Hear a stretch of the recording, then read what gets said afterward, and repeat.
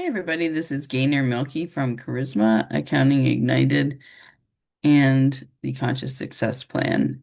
And this is one of my favorite attention restoration therapy practices because I think it connects a lot of dots and it also helps you to see your progress moving forward. And that is to reflect on your day.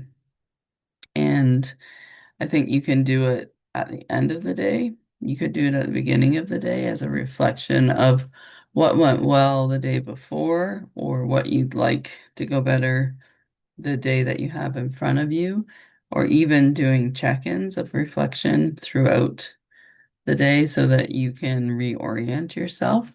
But really reflecting on what's going well, what needs to change, and spending some focused time on what's ahead of you can really help one calm any anxiety because you set aside time to do your worrying or do your planning, which helps you feel more in control and more focused.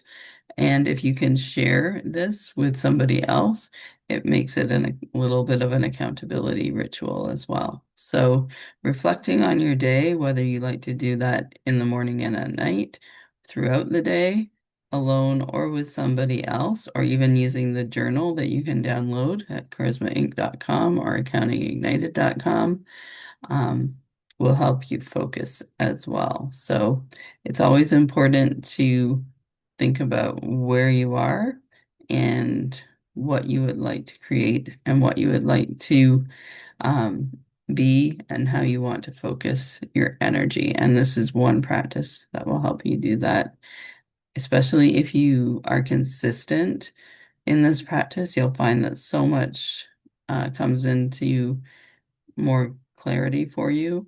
And you're also able to kind of break things down into steps so that you can achieve your goals.